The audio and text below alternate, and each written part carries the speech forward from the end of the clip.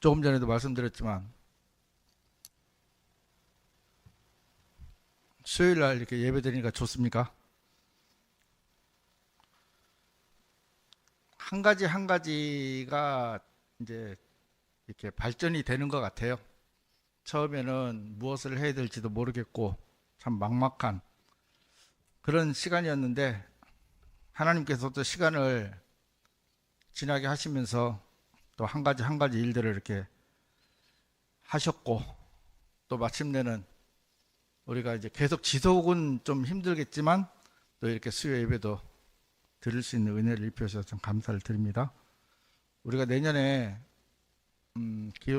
교회가 좀 기도를 했으면 좋겠다 싶어서 제가 말씀을 드렸잖아요. 그 기도 제목을 좀 저한테 보내주시면 제가 다 수합해서 한 장으로 해서 우리가 개인이 기도하고 있는 거 교회가 같이 기도할 수 있는 좀 그런 은혜를 입었으면 좋겠다 싶은 이제 내년의 소망입니다.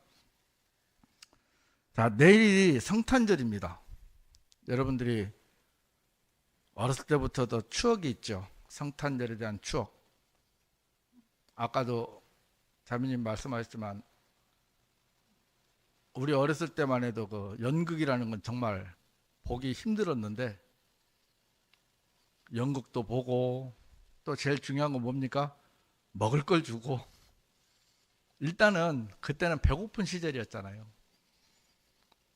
그래서 저도 이제 그렇게 하고 학생회 때는 정말 제가 교회에서 재밌게 보냈어요. 지금 이 시간부터 시작해서 내일 한 7시, 8시까지는 학생들은 잠을 안 자요. 밤새도록 놀다가 새벽 3시 반부터 이제 새벽송을 나가거든요. 새벽송을 나가면 이제 큰 보따리로 가지고 이제 가면 이제 선물을 주고 하면은 저희 그때 교회가 한 학생들이 한 50명 정도 있었거든요. 중고등학생들이. 그러면 선물 보따리를 한 10개 이상, 그러니까 조그마한 보따리가 아니고요. 우리 그 마대자루 있잖아요. 그걸로 한 10개 정도 모여요. 그러면 이제 그것을 그 이웃에, 그때는 또 주위에 고아원도 많았어요.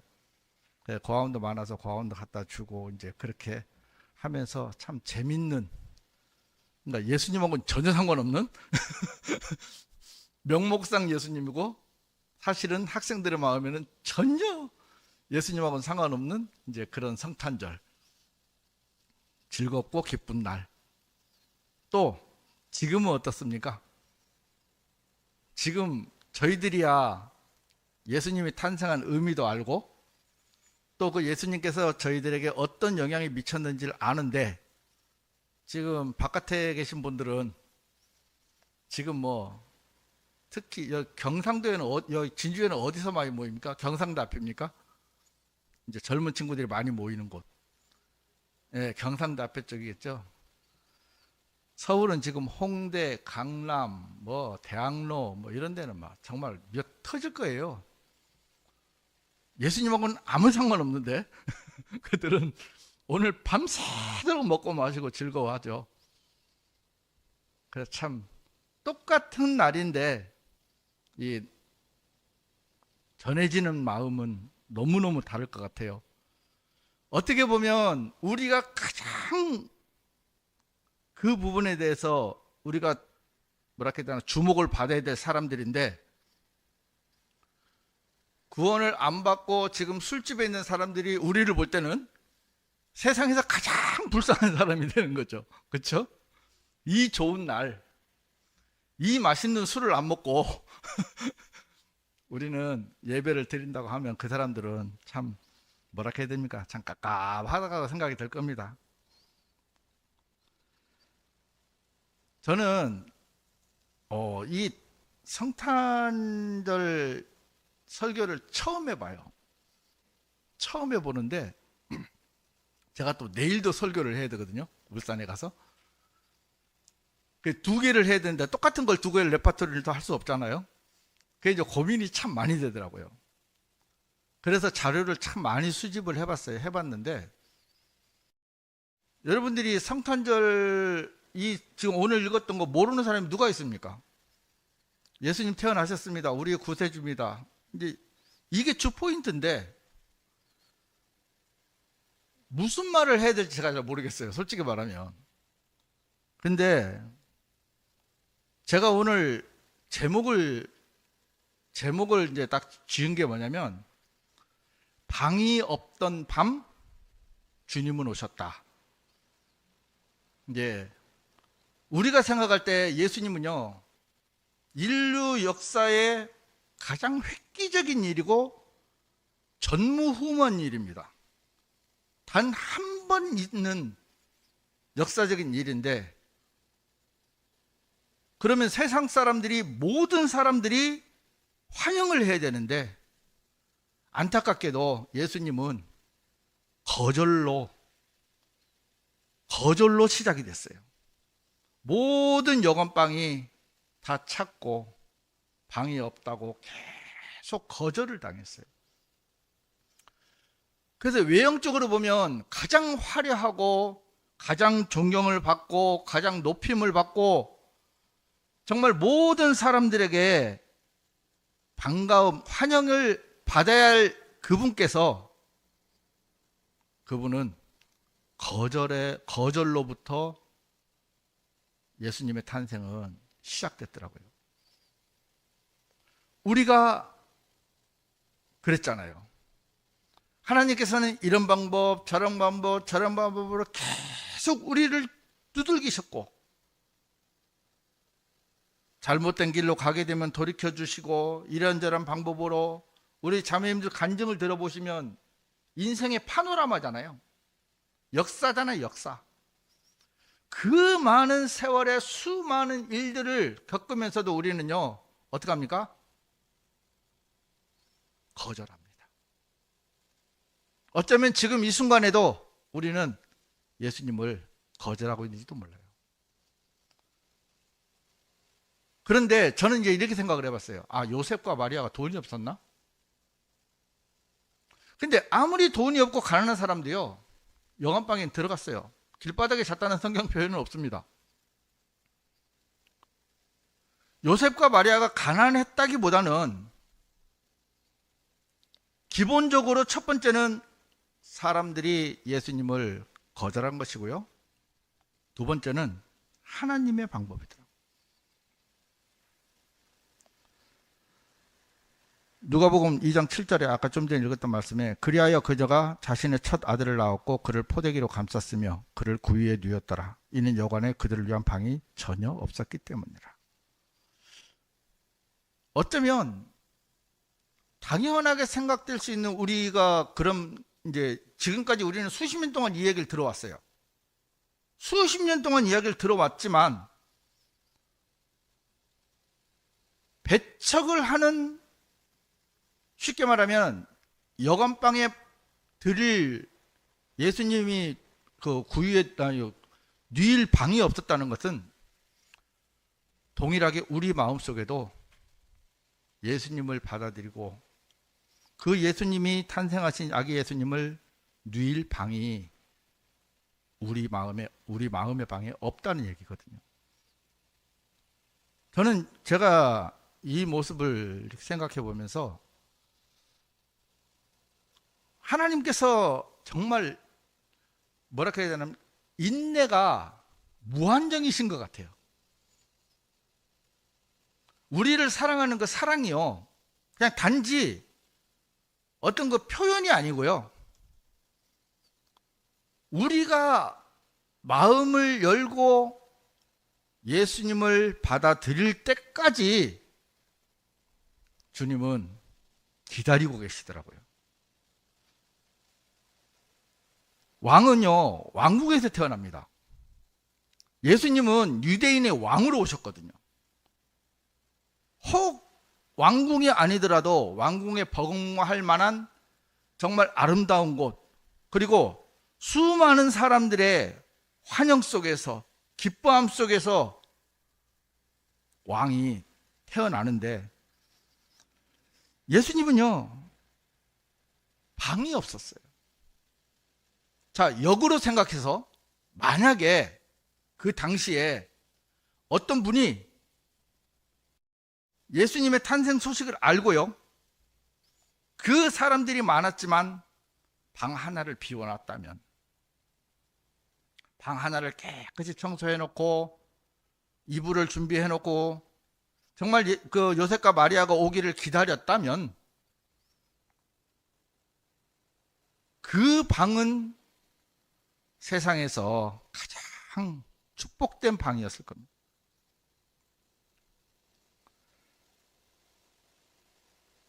예수님이 우리 마음에 들어오고 싶어도요, 들어올 수가 없는 이유가 뭐냐면, 우리 마음의 방은요, 짐이 너무 많아요.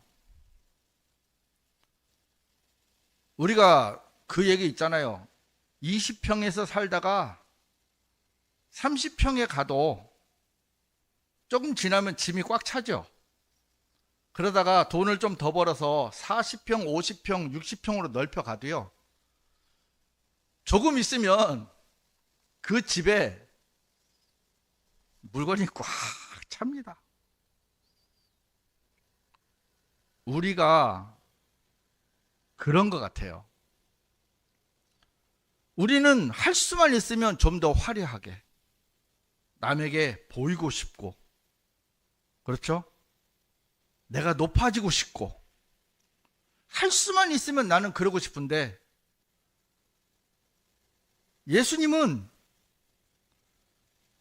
이 모습으로 원래 오실 분이 아닌데, 저는요, 이번에 그 생각을 한번 해봤어요. 이게 죽을 때까지 이해가 안 될 것 같아요. 하나님이 인간이 되셨어요. 이게 우리는 지금 수십 년 동안 들어와서, 아, 하나님이 인간이 되셨구나, 이렇게 생각을 하지만, 여러분 한번 냉정히 한번 생각해 보세요. 신이 자기가 창조한 창조물과 동일한, 그것도 어떻게 보면 더 낮게 왔다고 생각을 해봅니다. 자, 여러분들이 입장을 바뀌어서, 여러분들이 만약 하나님이면 여러분들이 창조한 창조물을 위해서 그 몸으로 내려올 수가 있겠습니까? 저는요, 요번에 그 생각을 하면서요, 이게 아무리 제가 생각을 하고 또 생각을 해봐도, 우리 머리로는요, 이해할 수가 없는 일이에요. 단순히 우리를 구원하기 위해서 내려오셨다고 말은 쉽게 하는데, 막상 창조주이신 그 하나님께서 나 같은 사람을 위해서, 그것도 왕으로 오신 게 아니잖아요. 또 이사야서 53장이나 55장을 보고 우리 구약 예언을 보면, 또 실제로 그 사복음서 후반절을 보면 예수님께 당하신 고통은 어마어마한 거거든요. 로마 병사들이 휘두른 채찍은 그냥 채찍이 아니었거든요. 거기에 쇠 조각, 뼈 조각, 유리 조각, 이런 것들이 있어서 등을 한번 치면 꽂힌대요. 그러면 그거를 빼내기 위해서는 이 사람들이 가서 손으로 뽑는 게 아니고 그걸 제끼잖아요. 그렇게 엄청난 고통을 당할 수 있을까? 예수님은 탄생하러 오셨지만 이 탄생 자체가 뭐냐면 죽음이었어요. 우리는 살면서 어떻게든지 1년 더 살아보려고, 조금 더 잘 살아보려고 아둥바둥 되잖아요. 말은 우리가 아이고 우리가 살 날이 얼마나 남았겠어 해도, 우리 3대 거짓말 있죠? 너희들이 아이고 빨리 죽어야지 하는 소리. 예? 우리는 이 몇 년 안 되는 이 연수도 아둥바둥 하는데, 하나님께서는 그 자리를 우리가 지금 표면적으로 우리나라 만약에 우리나라 전 세계에 좀 잘 나가는 대통령이 트럼프 대통령, 그 대통령이 할렘가 가서 빈민굴에 가서 살 수 있겠습니까? 그 사람 재산이 뭐 몇 조가 되는데 그 사람이 미국에서 가장 못 사는 나라, 또 마약 중독자들이 사는 곳, 이곳에 가서 그가 살 수 있겠습니까? 인간도 그렇게 못해요. 인간 대 인간끼리도 그렇게 못하는 거예요. 하물며 살아계신 하나님, 이 세상을 창조한 하나님, 세상의 모든 만물을 말씀으로 붙잡고 계신 그분께서 나를 위해서 오셨다고요? 여러분 실감 나십니까? 냉정히 한번 얘기해 보세요. 실감 나십니까? 있을 수 있습니까? 있을 수가 있는 일 같으면은 이렇게 성경으로 기록을 남겨두지도 않았겠지요. 그런데 우리는 그 예수님을 모실 방조차 없어요. 그 예수님을 모실 방조차도 없습니다. 여러분, 유대인들은요, 메시아가 올 거 다 알고 있었습니다. 똑똑한 서기관과 바리새인들, 예수님께서 어떤 모습으로 오실 것까지 다 알고 있었어요. 하지만 그들은 그 예수님이 오자마자 하는 일은 뭐냐면 죽이려고 한 거. 죽이려고. 어쩌면 예수님이 만약에 오시지 않고 우리 인간들을 그대로 그냥 심판을 하셔도 솔직히 말하면 우리가 할 말이 있습니까? 우리가 할 말이 없어요. 저는 아직까지 이 예수님께서 육신을 입고 오신 이 사건은요, 아마 그날에 가서야 알 수 있을 것 같아요. 저는 예수님께서 이 오늘 성경을 이렇게 읽었지만 이 복음이, 예수님이 탄생은 복음인데 이 복음이 누구에게 들려질까 하는 생각을 좀 해봤어요. 이것도 우리가 다 알고 있습니다. 똑똑하고 잘난 사람? 아니면 이 세상 속에, 이 세상에 적응해서 잘 살고 있는 사람? 아닙니다. 예수님의 소식을 가장 먼저 들은 사람들이 누구냐면 목자들이었어요.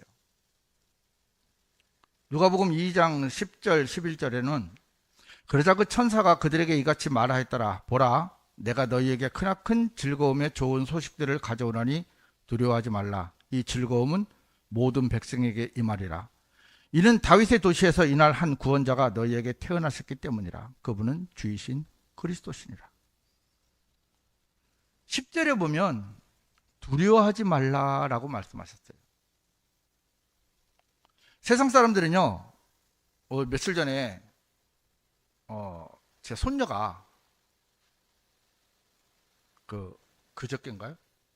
그저께 약을 먹다가 얹혔나 봐요. 이제 한 50일 됐는데, 그래가지고 딸내미가 당황을 해가지고 어쨌든 간에 이제 그걸 잘 해결을 했나 봐요.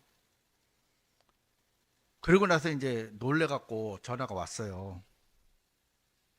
근데 저는 이제 어떤 믿음이 있냐면, 이 아이를 낳을 때 우리 딸애가 굉장히 두려워했어요.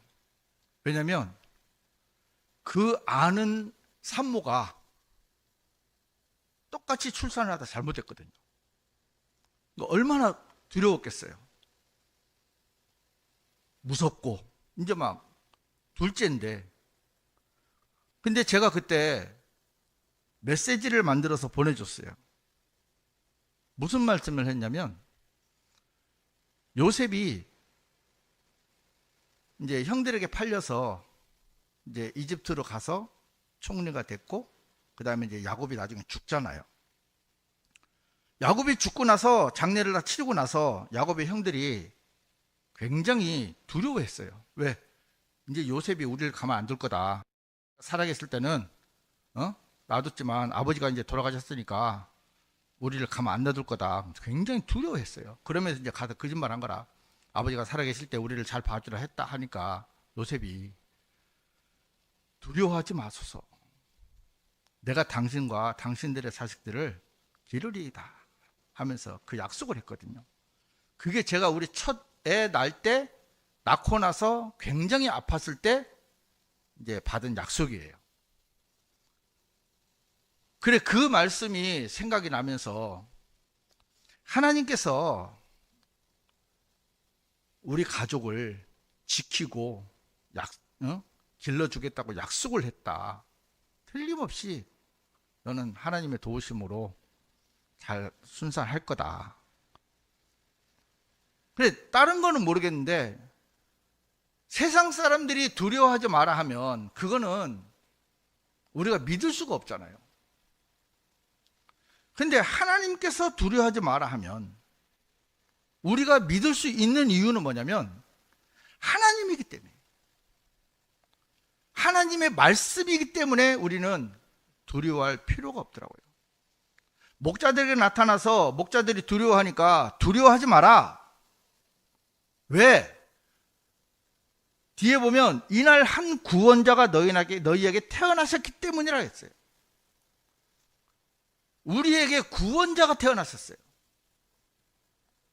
우리에게 구원자가 없으면 우리는 두려워할 수밖에 없고 염려할 수밖에 없고 고통 속에 살아갈 수밖에 없는 그런 사람들인데, 하나님께서 두려워하지 말라고 말씀하신 것은 우리가 두려워하지 않을 만한 구원자를 우리에게 보내주셨더라고요.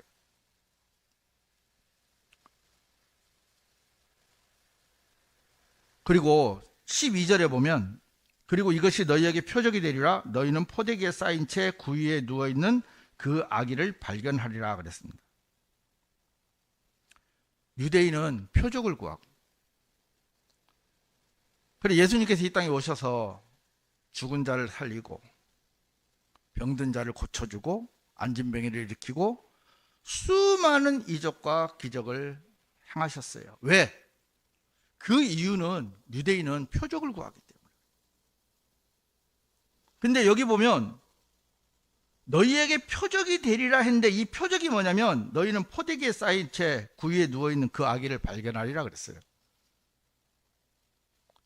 유대인들은 엄청나게 큰, 유대인의 왕 메시아로 왔으면 왕궁에서 태어나야 되고 많은 사람들에게 환영을 받고 정말 왕다운 탄생을 원했는데, 하나님께서 주신 표적은 뭐냐면 너희는 포대기에 쌓인 채 구유에 누워있는 그 아기를 발견하리라.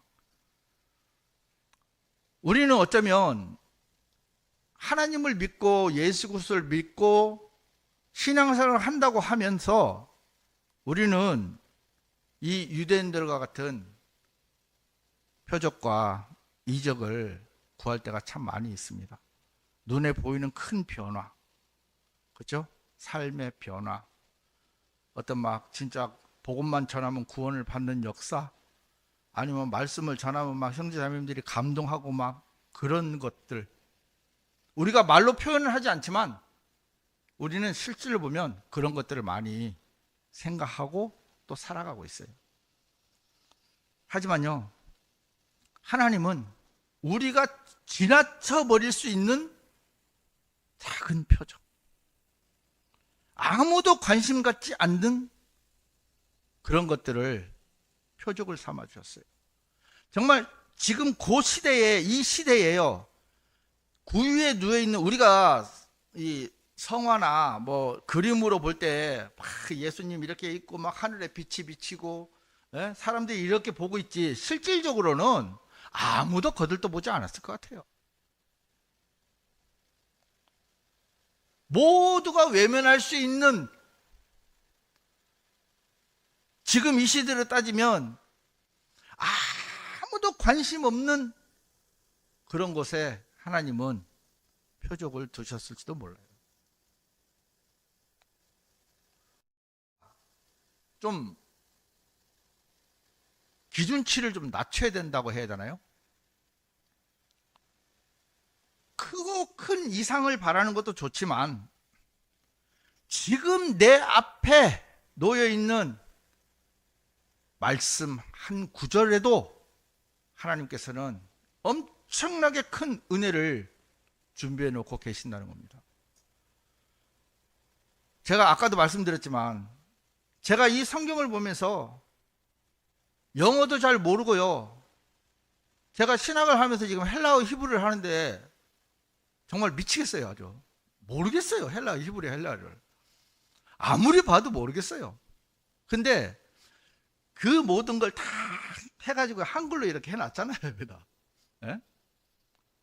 이거는 비교할 수 있거든요.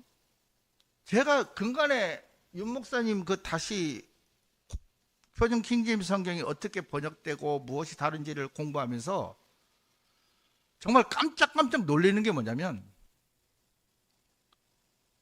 그 원래 이 얘기가 어떻게 와전될지 모르겠지만 원래 윤 목사님께서 필리핀 선교를 가시려고 했을 때 그 전에 있던 교회에서 반대를 했거든요. 그래서 목사님이 혼자 가셨어요. 단독으로. 저는 그게 너무너무 감사한 거예요. 만약에 그때 그 교회에서 전폭적인 지원을 하고 필리핀 교회 사역을 할 수 있게끔 모든 것들을 다 갖춰줬다면 이 성경은 태어나지 않았습니다. 제가 그 생각을 해보니까요, 그분들이요 너무너무 고맙고 감사한 거예요.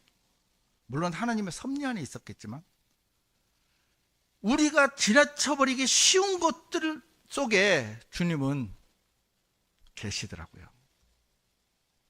형제 자매님들 간에 그 작은 한마디 한마디, 그렇죠? 우리 교회 안에서 또 각자 맡겨진 분야의 한 가지 한 가지 그런 부분들을 하면서 우리는 그 속에서 예수님을 발견할 수 있어야 된다는 거죠. 지금 한국 교회는 너무나 큰 이상을 꿈꾸고 있어요. 단어 한 글자예요. 한 글자. 한 단어도 아니고 한 글자가 달라서 예수님이 죄인이 될 수 있고 구원자가 될 수도 있는 이 놀라운 것들, 정말 사람들이 무시하는 거잖아요. 이거는 제가 권하여 성경이 이렇게 좋습니다 하면 나는 개혁성경을 30년을 봐서 개혁성경이 훨씬 좋대요. 그래 아무리 설명을 해도 안 돼요. 여러분, 우리는 그 설명을 듣고 마음이 바뀌었잖아요. 세상에서 가장 큰 우리는 복을 받은 거예요.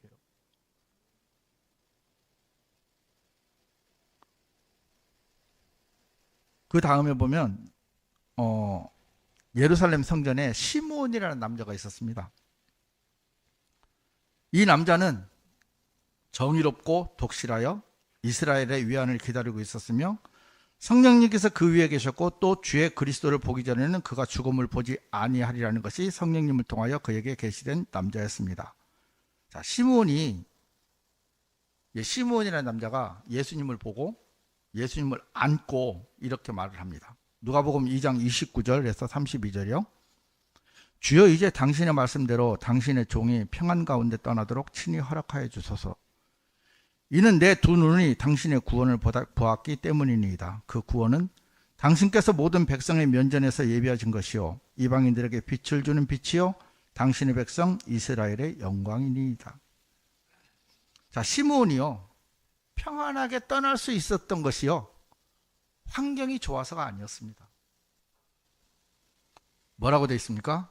그는 구원을 보았습니다. 이스라엘의 위로를 기다리고 있는 그 시므온이라는 사람이 예수 그리스도를 보기 전에는 세상을 떠나지 않겠다고 약속을 받으셨는데, 그러면서 아기 예수님을 안고 고백이 이는 내 두 눈이 당신의 구원을 보았기 때문이요. 그 구원은 당신께서 모든 백성의 면전에서 예비하신 것이요 이방인들에게 빛을 주는 빛이요 당신의 백성 이스라엘의 영광이니이다. 아기 예수님인데도 시므온은요 이분이 구원자이신 것을 알아봤어요. 우리는 성인 예수님을 보고도 그분이 구원자인 줄 몰라서 지금도 수많은 사람들은 이 시므온처럼요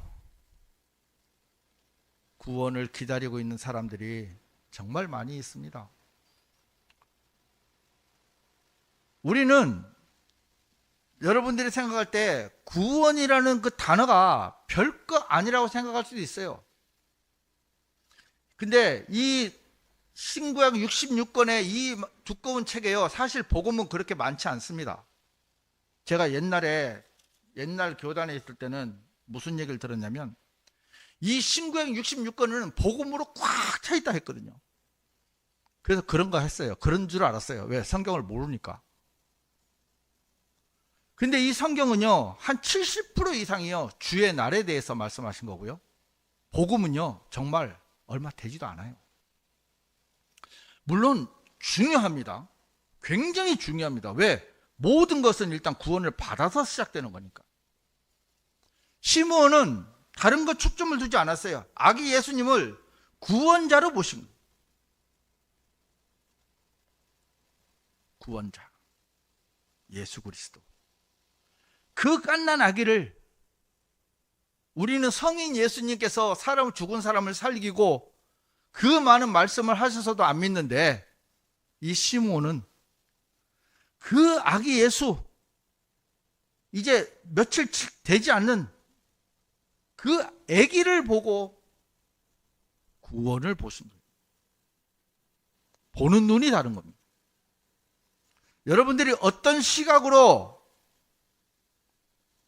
하나님을 대하고 예수 그리스도를 보고 말씀을 대하느냐에 따라서 우리의 마음이 바뀌고 삶이 바뀌고 인생이 바뀌는 역사가 이루어지는 것입니다. 자, 또 다른 사람이 등장합니다. 이분은 84년을 과부로 살면서 성전을 떠나지 않고 밤낮 금식들과 기도들로 하나님을 섬기고 있는 안나라는 분입니다. 누가복음 2장 38절에 기록되어 있습니다.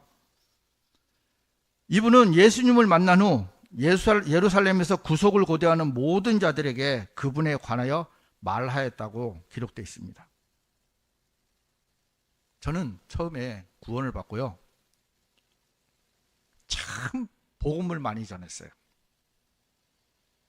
제가 군대에서 이제 구원을 받았는데 이제 근무 나갈 때 제가 조원을 선택할 수가 있거든요.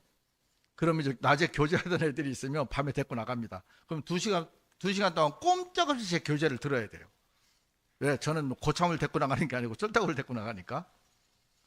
그리고 내후반 애들 있으면 이제 병장 때니까 자유롭잖아요. 복음 전하고. 또 사회에 나와서 전도할 때도 전도를 참 많이 했어요. 거리 전도. 이제 말씀 선포는 안 했고 이제 거리 전도는 많이 해봤어요.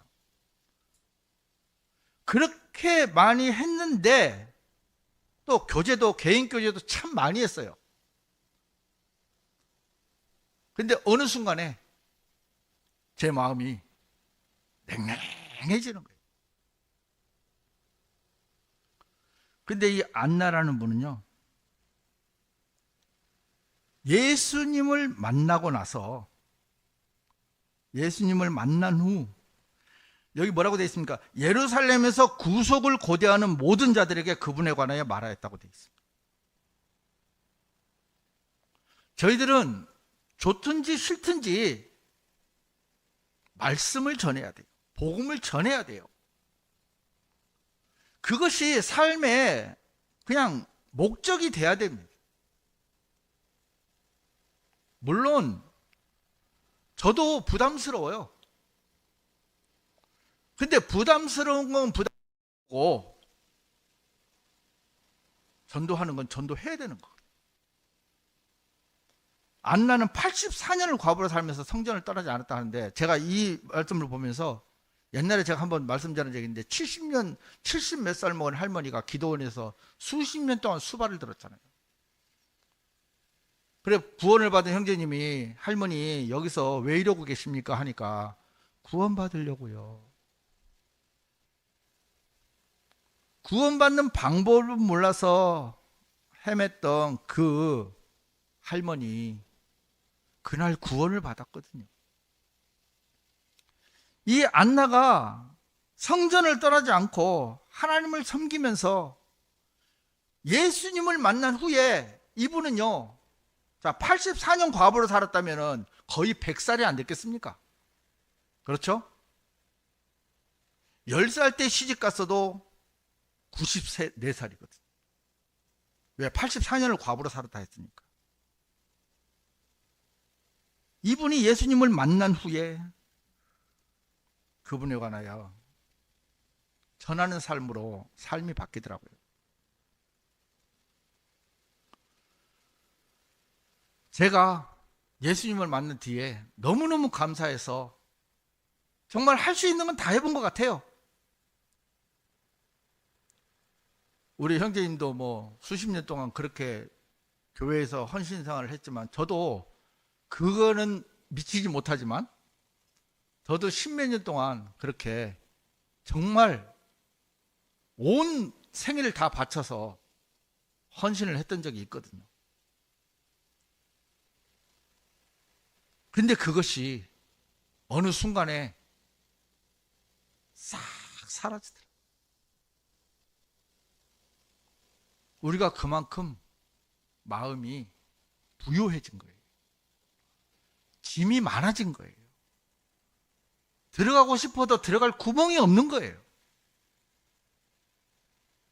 볼지어다 내가 문 밖에 서서 두드리노니 하면서 누구든지 내 음성을 듣고 문을 열면 나는 그에게 들어가 그와 더불어 만찬을 먹으리라 했던 그 예수님은 오늘도 내 마음의 문을 계속 두드리고 계십니다. 하지만 안나는 달랐어요. 안나는 예수님을 만나면서 모든 사람들에게, 이스라엘의 구속을 기다리고자 하는 모든 자들에게 그분에 관하여 말하였다.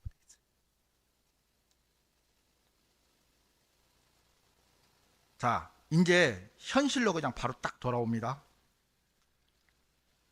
예수님이 바로 생명의 위협을 받습니다. 누구한테요? 헤로데게.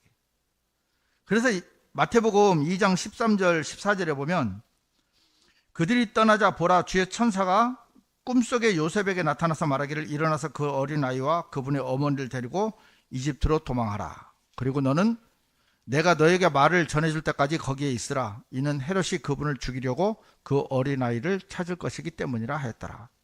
그가 일어난 후 밤에 그 어린아이와 그분의 어머니를 데리고 그가 이집트로 떠났더라.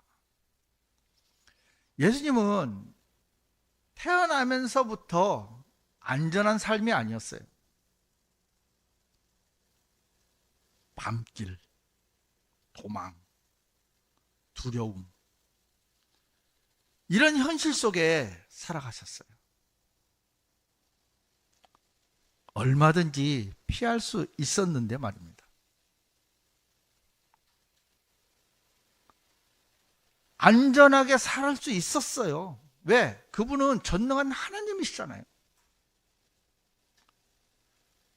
천사 한 번 보내면 18만 5천 명이 하루아침에 죽임을 할 수 있는 능력자시잖아요.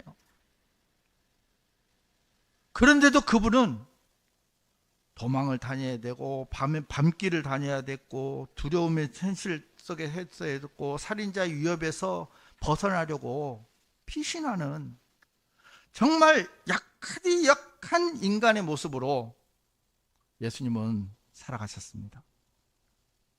성경 기록은요, 그래서 예수님의 낮아지심을 이렇게 말씀하고 계십니다. 고린도후서 8장 9절.